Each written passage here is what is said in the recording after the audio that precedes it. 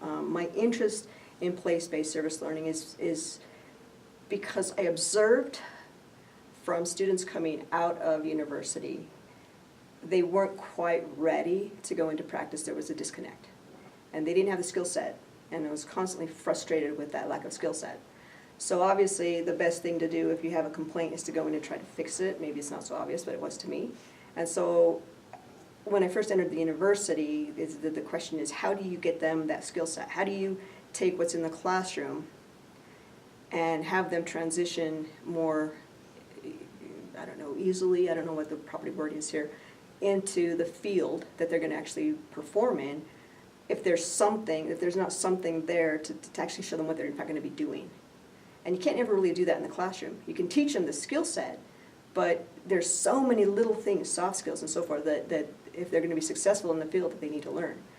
And so with our kind of program, and as it was developing, you just constantly want your kids to do better. You want them to see them be able to just rise to a level. And this university, these kids are underserved in most situations, and they're not having conversations around the dinner table like maybe a more entitled group would have, in terms of the parents are not having conversations about the stock market. They're not having conversations about the friends that are taking trips to wherever and what they're learning. Their conversations around their table are, how are we making bills? What are the struggles from day to day? Are you going to keep your job? Are you losing your job? Do we need to get another job to get that? They don't get that same set of soft skills.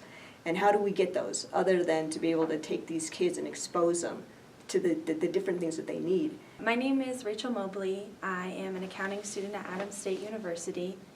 2 years ago, I was in individual taxation with Professor Abeyta, and it was a class that we learned basic tax law for filling out tax returns and all of the workings to go into it, and basically it led into her getting volunteers for the Voluntary Income Tax Assistance Program, and the program allowed for us to basically apply the knowledge that we learned in the classroom, and we were able to put it into a physical thing. Like, we were able to actually do taxes, and I think it was a confidence booster for a lot of students, including myself, because just participating in class and getting the grade and passing the class, it doesn't necessarily make you feel ready for the workforce. I have an affinity for this university, probably more than most. Maybe not, maybe that's my own opinion, but it's because of the student population that we get, and it's because of the environment we're in. It is unique to any other. I choose to be here. I've had opportunities to teach at other universities, and our population is hungry. Our population, they're hungry for success. They're hungry for people that believe in them. They're hungry for people to say, you can versus you can't. Let me show you how. For people to say, oh no, that can't be done.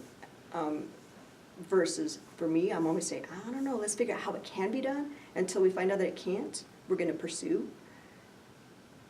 I have relationships with students at the end of this that I hope are with me for the rest of my life. And I have that ability here, which I know I wouldn't have in other places, because my job is to teach and to inspire. That is my job, and I understand that. And these kids' lives matter to me. They're not a number, and I know that I have other professors who feel the exact same way. So we're doing things beyond just a lecture. And I get to do that here, and students get to experience that here. And when they leave, I know they don't forget where they came from, and they know that they're not just a number. They know that they are, I don't know what word to use here, not loved, because that seems a little bit weird, but they're cared for in ways that they wouldn't be in other places. My name is Sergio Mendoza. A senior, getting ready to graduate with an accounting degree, minor in taxation, and I helped out with the VITA program that was run by Professor Abeyta, and it basically gives us accounting students, tax students from her individual taxation class the ability to take what we learned in the classroom and apply it to real life scenarios by doing actual people's tax returns, which is here in the San Luis Valley, and it helps us. It's not only beneficial to us in the sense that we get the experience working in what is as close to a real accounting firm as possible within the School of Business, but it helps with the community members, particularly the low income taxpayers that we help with providing a service that might not otherwise be obtainable for them through a more expensive CPA firm or what have you, just because of their socioeconomic background. And being able to take those soft skills, again, I can't teach those in the classroom. The only way you'll ever be able to teach those soft skills is to be able to put them in the environment that they're going to be working. As well as go, okay, you're not going to know everything. There's just no way you're going to know everything. And it's okay. So if your client is sitting in front of you and they have a question, don't be afraid to say, you know what, I don't know. Let me pull Professor Abeyta, or let me pull somebody in and let's see if they know. And if not, give me a few minutes. Let me see if I can find that out for you. They will actually respect you more, your client, than if you pretend to know everything in that moment. So how else am I going to ever do that with them unless I put them in an environment where they can observe it and see it, and how you can do all of these things, saving face, being able to do it, unless it's emulated in front of them or unless they actually have the physical experience. I also recognize that if I can get that to them now, they're going to go through their career, they're going to just go way faster up the ladder of success. If they can learn these things now, then if they have to wait and then stumble through it in the process of going through practice. So it's exponential in terms of what they get from that experience. So the Alamosa population as a whole, like, you do see a lot of poverty throughout the community. It's not all poverty, but there is a portion of it that is. And they came in, and the VITA program is for low-income individuals. So you already know you're dealing with firsthand people who aren't meeting above $50,000. So they're not. We already knew who we were going to be serving, but I don't think it becomes real till you actually are doing it. And you see that they don't have a lot of money, and they wouldn't be able to afford the tax returns on their own. And we're able to basically do that for them while still being able to boost our own education and boost our own experiences. So there's a mutual benefit from it, and I think I value a lot from it personally. And I don't think that just the classroom would have been enough for me. I'm able to see that you don't think of accountants as being able to give back to a community, and then you're able to do something like this and you're actually giving back. And it's a really cool thing to see, and know that in the future, and no matter what, like when I get my degree and I start my career, I'm able to actually possibly go back into VITA and play a role that like Professor Abeyta did, and where she supervised it and helped other students get into it, because I do think it benefits a lot of people. Well, during the VITA program, I was not only a tax preparer and quality reviewer, but because of my background, I speak, read, and write Spanish. I was also the translator for the site. And because of that, I would be the one that prepared the tax return for all the Spanish-speaking locals and people of the San Luis Valley.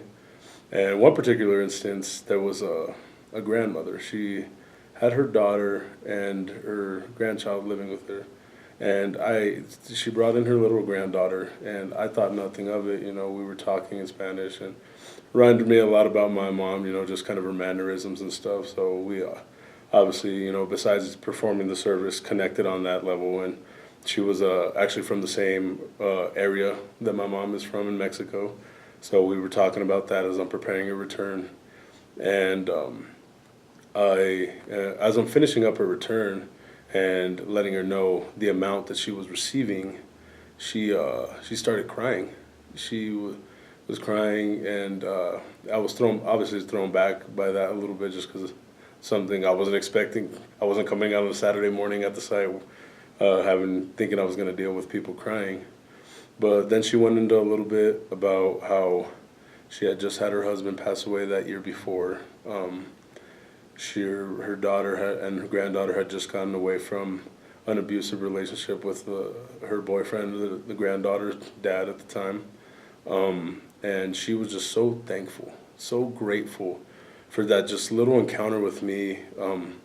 And I, on top of doing her return, I was sitting there talking to her, giving her, just words of encouragement, because I've had family members go through similar situations like that. And it was just, if I left there that day feeling so rewarded, not just because obviously I felt great with the service that I was providing, but just that her little interaction with me during that time, she felt so relieved, so happy, and that somebody was taking an interest in what was happening with her and was sympathetic to the situation she was in and helping her take one less stress off her plate.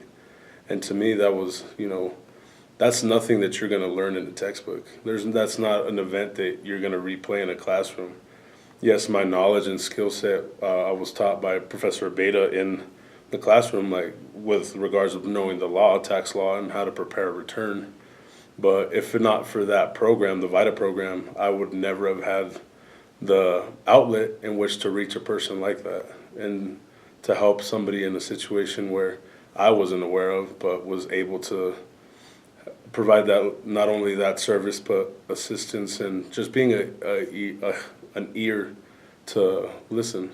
And I think that was, to me, that was just a real big blessing in that aspect. I mean, she, like I said, she reminded me of my mom. She, at the end of it, she called me mijo, which is a term of endearment that, Spanish people, they used, parents to a son or a daughter. And to me, that was just no greater feeling, and definitely one that I wouldn't have gotten in a regular traditional classroom setting. I can recall vividly the experiences that I had on any Saturday or any Monday night.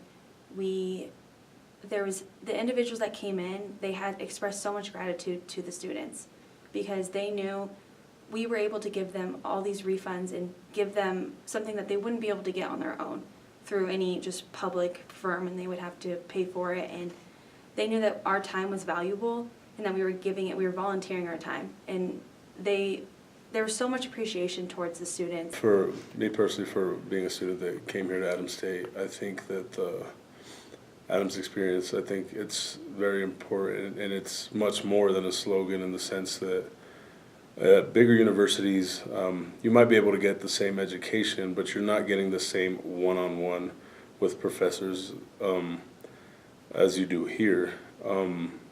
With the smaller class sizes, professors that you see out and about in the community engaged.